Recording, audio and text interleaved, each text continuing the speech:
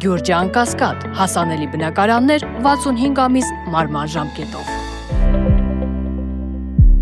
Բարև ձեզ Մեդիա Հաբի սիրելի հետևորդներ, այսօր առողջ զրույցի տաղավար եմ հրավիրել բժշկական գիտությունների թեկնածու առողջապահության ոլորտի փորձագետ Քրիստինե Աբրահամյանին։ Բարև ձեզ։ Բարև ձեզ։ Քրիստինե ջան, ես ճիշտն ասած այսօր ուզում էի ոչ թե խոսենք որևէ նազալոգիայի մասին, առողջական խնդիրների մասին, այլ մեր ազգաբնակչությանը ներկայացնենք առողջապահական ոլորտի մի քանի հարցեր, առանց որոնց կարգավորման, որոնց վրա ուշադրություն դարձնելու անհնար է ապահովել մարդու առողջություն, առողջապահության ոլորտի բավարար աշխատանք, եւ ես ուզում եի այս թեմայով ձեր կարծիքը իմանալ մի քանի հարցերի շուրջ, հա։ Նախ եւ առաջ, եթե մենք խոսում ենք առողջապահության ոլորտի առողջության բարելավման, անդադ թմբկահարում ենք, որ ուզում ենք որակ բարձրացնենք, բարեփոխումները անում ենք որակի բարձրացման համար, մենք ունենք որակի չափորոշիչներ, ստուգման ինչ-որ համակարգ, որով հնարավոր է որոշել, որ ենթադրենք այս կամ այն բարեփոխումը ի բարօրություն է կատարվում կամ ապահովում է որակ առողջապահության։ Անկեղծ ասած, տեսեք, ինչ է կատարվում առողջապահության ոլորտում։ Բարեփոխումները ունեն իրենց դրական նաև արդյունքները եւ դրական ազդեցությունները, ու շատ ողջունելի է, որ անդադար տեղի են ունենում բարեփոխումներ, սակայն առողջապահական համակարգում բժշկական օգնության եւ սպասարկման որակի վերահսկողություն ներկապահին չի իրականացվում,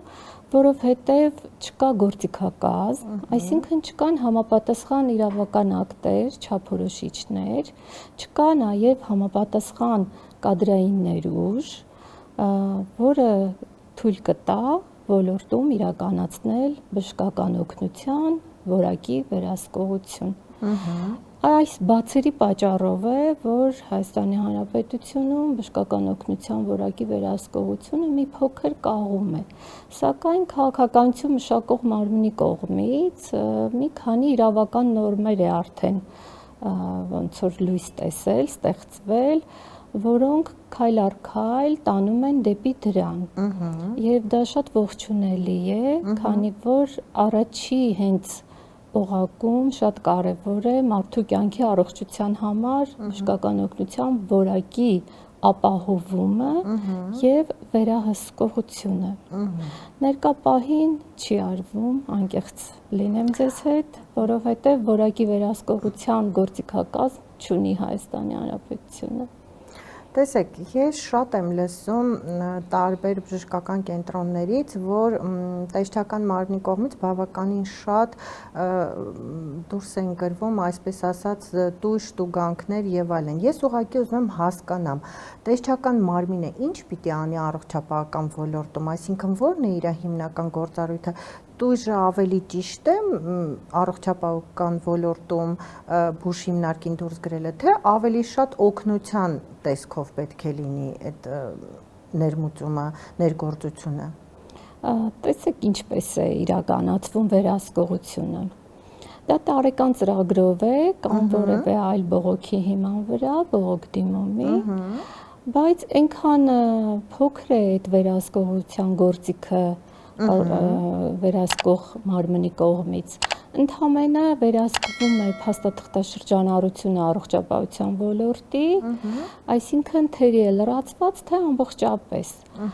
Այլ վերահսկողություն փաստաթղթերի հետ կապված չի իրականացվում, չունի գործիքակազմ, չունի իրավասություն համաձայն գործող կանոնադրության վերահսկող մարմինը, որ կարողանա վերահսկել նաև որակ։ Դրա համար ընդհանրապես պլանային ստուգման ընթացքում հայտնաբերված խախտումները պետք է բացահայտվի, արդեն ըստ դրա նշանակվում է նաև վարչական բաց է, չէ՞, պետք է երևի թե այս բացը ինչ որ մի ձև լրացվի, որ գործիքակազմ լինի։ Գիտեք, պետք է առաջնահերթ լինեն չափորոշիչներ, մշակվեն հատուկ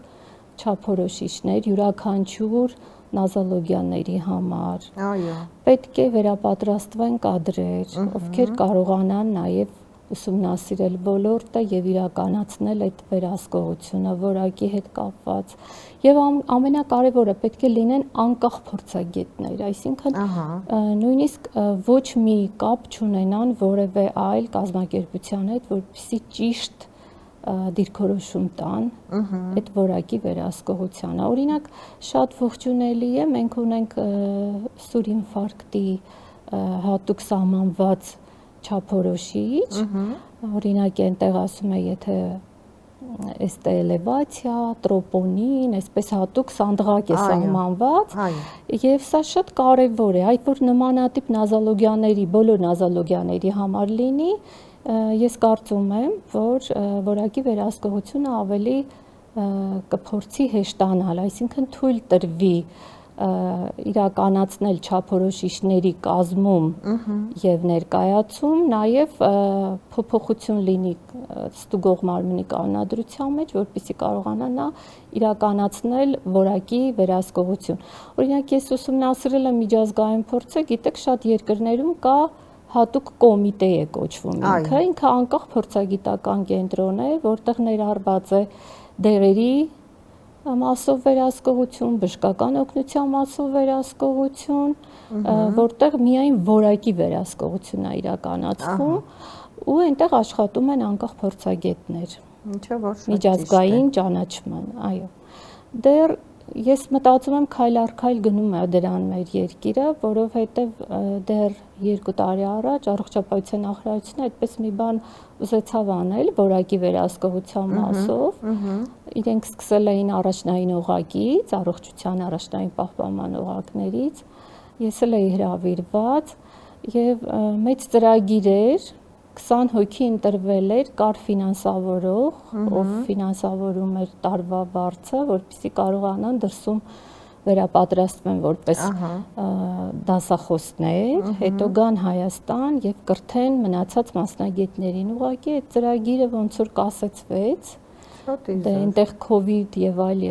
հարցեր առաջ եկան։ Ես կարծում եմ անում է ինչ որ բան նախարարությունը առողջապահության այդ ուղղությամբ ու շատ ողջունում եմ ու սպասում եմ դրան անհամբեր։ Տեսեք, անելիքներից վերջի շրջանում շատ ենք խոսում լիցենզավորման գործընթացի մասին, հա, ըստ որի թե բժիշկները պարտադիր լիցենզավորման պետք է ենթարկվեն, թե բուժ հիմնարկները այժմ պետք է ենթարկվեն հնգամյա շրջափուլով լիցենզավորման։ Այ կցանկանայի ձեր կարծիքը որպես փորձագետի երկար տարիներ լիցենզավորման ոլորտում աշխատող մարդու իմանալ, արդյոք սա ճիշտ մոտեցում է ու թե բժիշկների պարագայում, թե բուժ հիմնարկների պարագայում ամեն դեպքում ոնց է ճիշտը։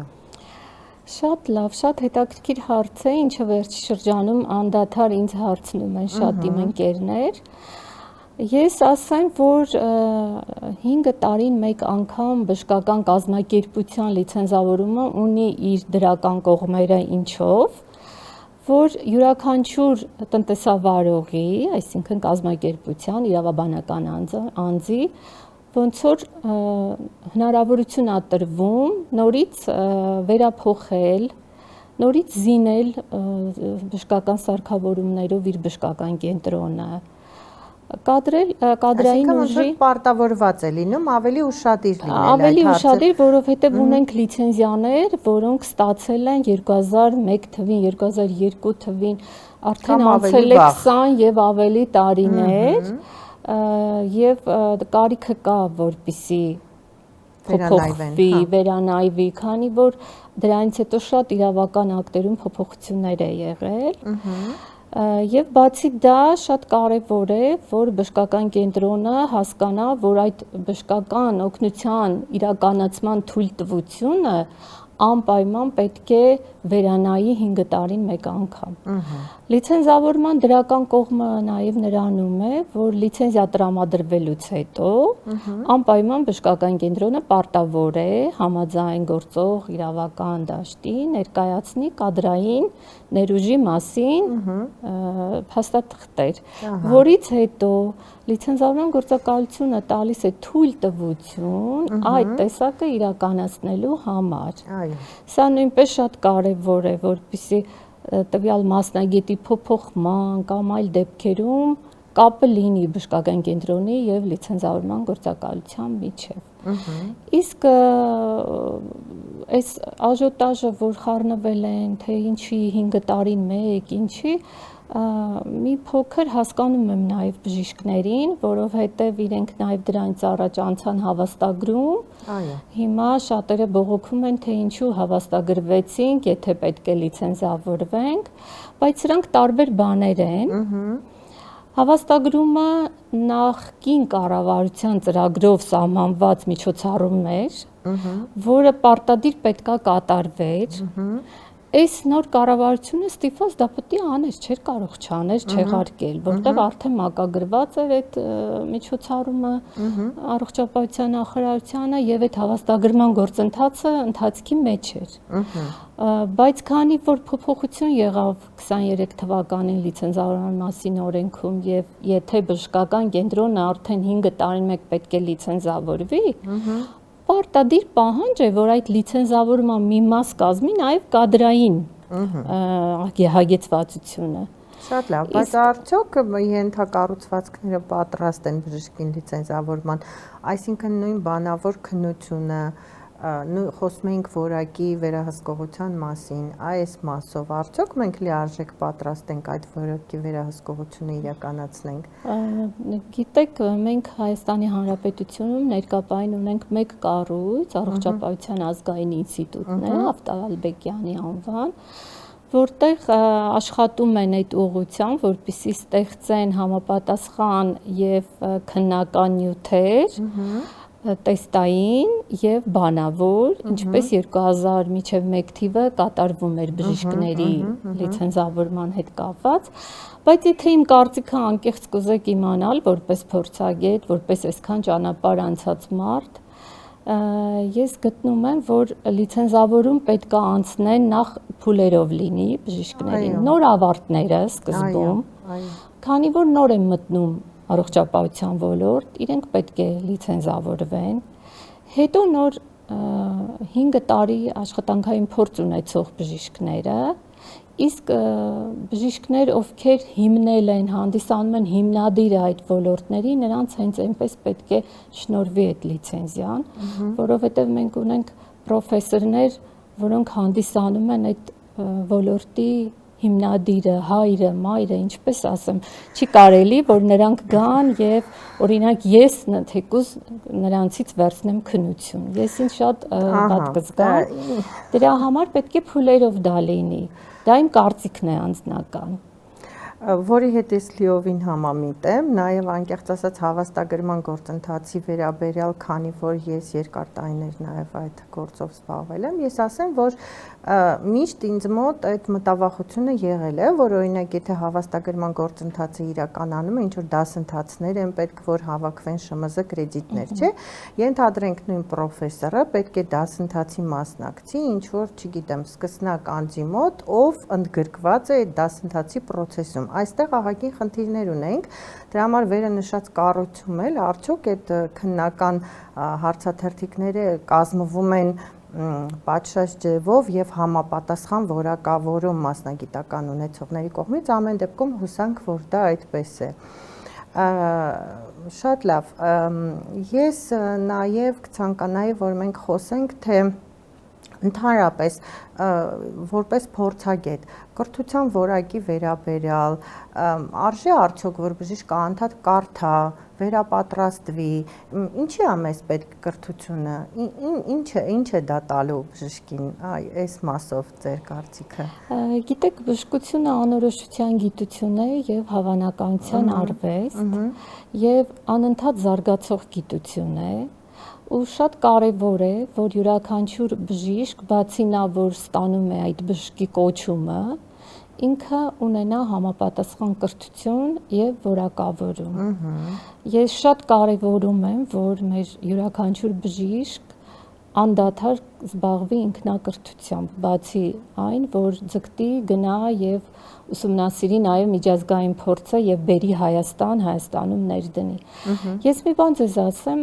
փորձը ցույց է տվել մեր բժիշկները ամենատաղանդավորն են։ Դա մեր գենետիկ կոդի հետ է կապված։ Մենք շատ ճկուն ենք, շատ տաղանդավոր եւ կարողանում ենք այդ անորոշության միջից միշտ ճիշտ լուծումներ գտնել եւ խնդիրները լուծել։ Այո, շատ կարեւոր է, որ բժիշկը ունենա համապատասխան կրթություն։ Դա լիցենզավորման մասին օրենքով է սահմանված, նրանից բխող իրավական ակտերով է սահմանված, ինչպես նաեւ կան հատուկ կառավարության որոշումներ,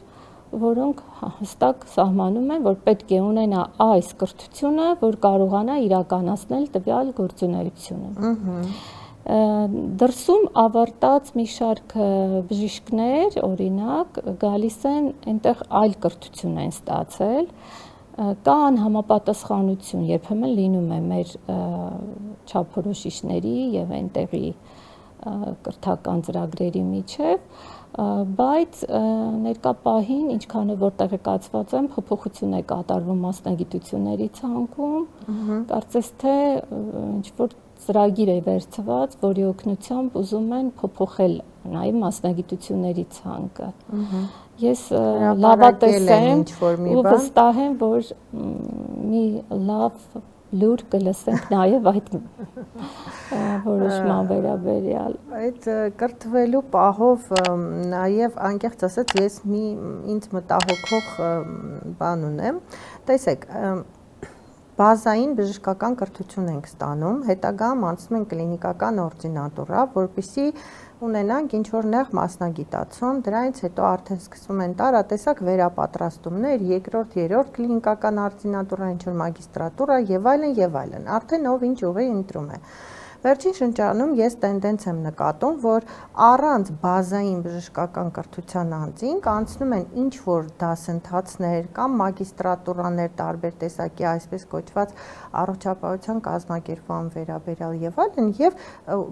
փորձում են դերակատարում ունենալ առողջապահության ոլորտում։ Ես մեծ մտավախությունով եմ մոտենում այս հարցին, որ առանց բազային կրթության այս վերապատրաստման արդյունքում կարելի է որևէ դերակատարություն ունենալ առողջապահության ոլորտում, այն էլ որոշում կայացնողների ցանկում։ Ինչ կարծիքի եք այս հարցի շուրջ։ Շատ վատ կարծիքի եմ, որովհետև առողջապահության կազմակերպիչը պետք է անպայման ունենա բժշկական կրթություն եւ հստակ ունենք օրինակ կառավարության որոշմամբ սահմանված կետ 867 2002 թվականի կառավարության որոշման հավելված 13-ի պարզաբանում բաժնի, եթե չեմ սխալվում, 14-րդ տարբերությունն է, որ հստակ սահմանում է, որ հիվանդանոցների ղեկավարումը պետք է իրականացվի ավագ բուժաշխատողի կողմից, այսինքն բժշկի հենց, այսինքն մարդ, ով ստացել է բժշկի որակավորում, ով ունի համապատասխան որակավորում, այսինքն առողջապահության կազմակերպիչի որակավորում։ Այո։ Սա հստակ սահմանում է։ Եվ պետք է համապատասխանեցնել սրա հետ, պետք չի աչուձախ վերցնել ինչ-որ մարդկանց եւ տանել մասնագիտացնել կարճաժամկետով, ֆինանսիստը դառնում է առողջապահության կազմակերպիչ, տնտեսագետը դառնում է առողջապահության կազմակերպիչ, ինձ համար դա ընդունելի չի, որտեղ բժշկությունը, բժշկական օգնությունը եւ սպասարկումը պետք է իրականացվի բժշկի կողմից, կազմակերպվի, համակարգվի եւ իրականացվի բժշկի կողմից։ Այստեղ լուրջ խնդիր ունենք կրթության հետ կապված, պետք է ուղղակի չթույլատրվի։ Մենք մի 2 տարի առաջ այդպես խնդիր ունեցանք լաբորատոր մասնագետների հետ, ովքեր ավարտել էին համալսարանը եւ նախկին տարիներին լաբորատորիայում ոնց որ կարճաժամկետ մասնագիտացումից հետո աշխատում էին։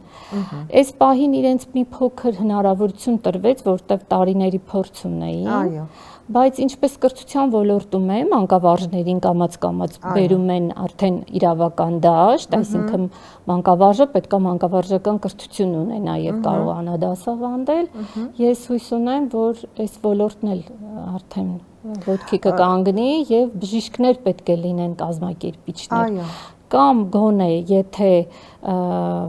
ինքը բարերար է եւ կարողանում է գնել մի քանի բժշկական կենտրոններ, ինքը դնի տնօրեններ բժիշկների, նշանակի տնօրեններ բժիշկների, որպեսզի կարողանան ճիշտ կազմակերպել։ Դե իմ դիտարկումով ու այն ինչին որ տեղեկացված ենք վերահսկող մարմիններում էլ բազմաթիվ նման դեպքեր կան, որ միջին բուժական կրթությամբ կամ ընդհանրապես բժշկության հետ կապ չունեցող կրթությամբ անցնում են նմանօրինակ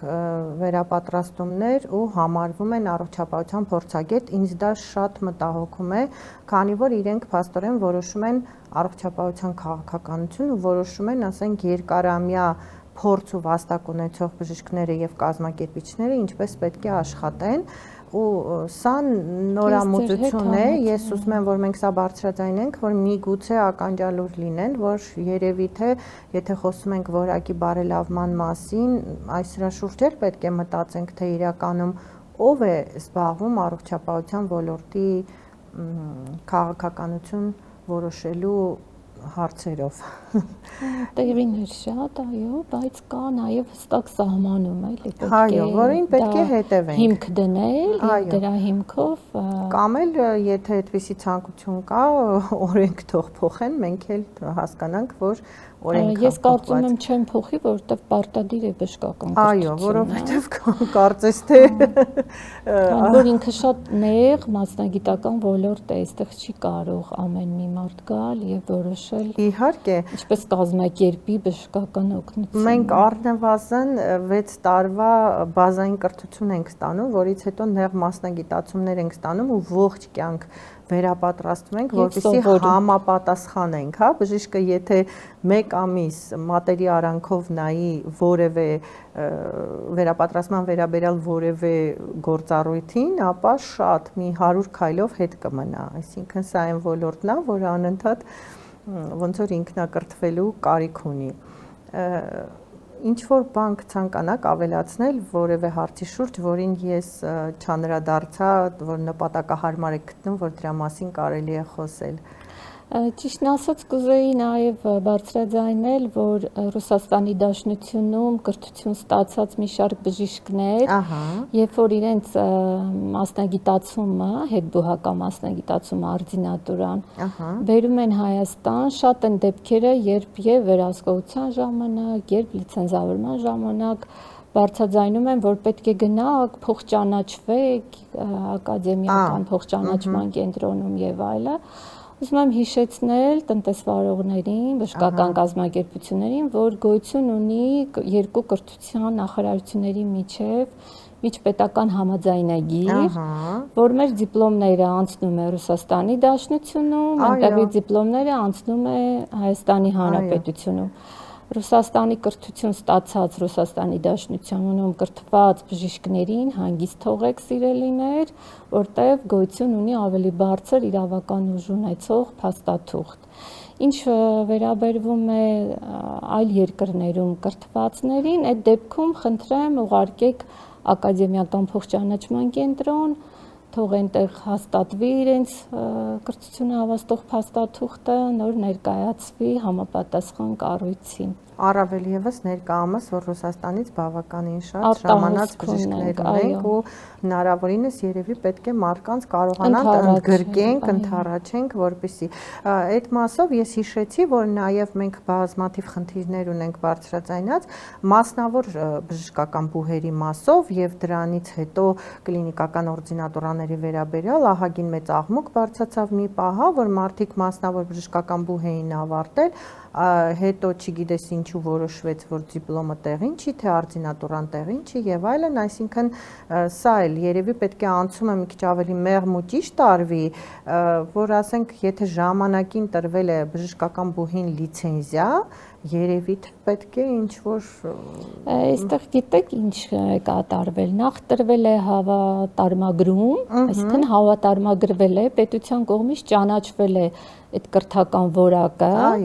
որպես բարձրագույն կրթություն բժշկական, որից հետո տրամադրվել է արդեն լիցենզիա եւ դա լիարժեք թույլ է տալիս, որ այդ բուհը իրականացնի կադրերի ուսուցում բժշկական մասով։ Ես ճիշտն ասած չեմ շատ հանդիպել նման խնդրի, բայց որ ասում եք ավելի շատ տարածված է, որովհետև մեծ մասը արձինատուրան անցնում է Առողջապահության ազգային ինստիտուտում, անցնում է նաև Հերացու անվան բժշկական համալսարանում եւ այդպիսի խնդիր կարծում եմ պետք է ներկա պահին չլինի,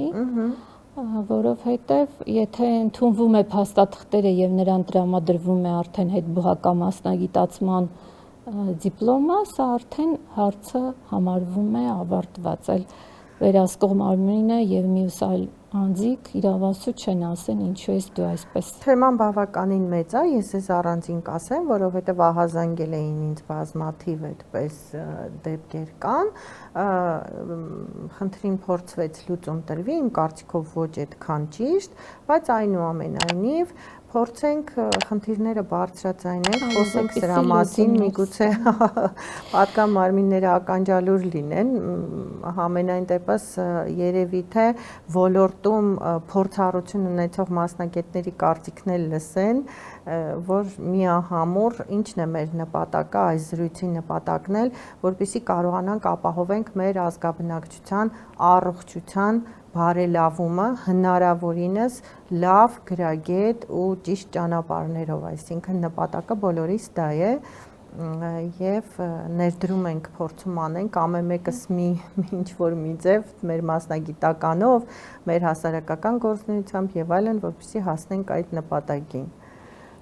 Շատ ճիշտ եք ասում, շատ շնորհակալություն այս սիրուն զրույցի համար։ Ուզում եմ մենակ մի բան եւ վերջում ավելացնել, հիմա բոլորը իրենց շատերը որակում են առողջապահության ոլորտի փորձագետ, բայց ուզում եմ, որ հանրությունը իրազեկ լինի եւ իմանա, որ փորձագետ համարվում է այն մասնագետը, այն բժիշկը,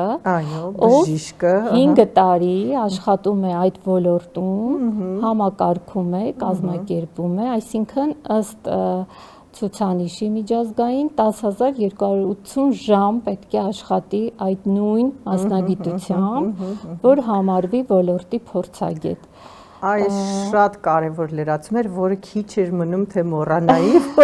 որովհետև որ հարցրեցի վերապատրաստումների վերաբերյալ պետք է այս սրան էլ գայի ու ոնց որ պատկերով գնացի այլտեղ, այո, շատ կարևոր է, որովհետև գիտեք, երբեմն լինում է նաև լրագրողական դաշտը, ինչ որ կարծիք է հարցնում, ներկայանում են մարդիկ փորձագետ, էլ չասեմ, որ ներկայանում են փորձագետ տարբեր քննարկումների ժամանակ եւ իրենց ճակերտավոր ծանրակշիռ կարծիքը ասում են, ոմանք էլ ականջալուր են լինում, հետո ինչ որ շիլաշփոթ ենք ստանում մի հարցի շուրջ ու մտածում ենք ոնց դա լուծենք։ Անկեղծ ասած, ես շատ ծանր եմ տանում, երբ տեսնում եմ այդպես լրատվականներում փորձագետ, առողջապահության ոլորտի փորձագետ, եւ ստացվում է, որ ընդամենը 2-3 տարի է աշխատել այդ ոլորտում եւ հիմա ինքը բարձրաձայնում է ոլորտի խորքային հարցը։ Կամ էլ ենիմ ասած տարբերակն է։ Հա, ես դրա համար ուզում եմ, որ իրազեկ լինեմ, որ կա հատուկ միջազգային ստանդարտներ, պետք է 5 տարի այդ ոլորտում աշխատած մարդը կարողանա բարձրաձայնի, բժիշկը բարձրաձայնի տվյալ ոլորտի վերաբերյալ խնդիրները եւ ներկայացնի առաջարկություններ։ Այո, շատ շնորհակալություն։ Ես էլ եմ շատ շնորհակալ ձեզ այս հանգամանալից ու շատ հագեցած զրույցի համար, որովհետև սա շատ կարևոր էր, որ լսի մեր հանրությունը, որ այս հարցերով էլ են պայմանավորված պացիենտի առողջական խնդիրների լուծման ճանապարհները։ Շատ շնորհակալ եմ։ Սիրելի հետևորդներ, հիշեցնեմ, որ առողջ զրույցի հյուրն էր բժշկական գիտությունների թեկնածու, առողջապահության ոլորտի փորձագետ Քրիստինե Աբրահամյանը։ Գյուրջան Կասկադ, հասանելի բնակարաններ 65 ամիս մարման ժամկետով։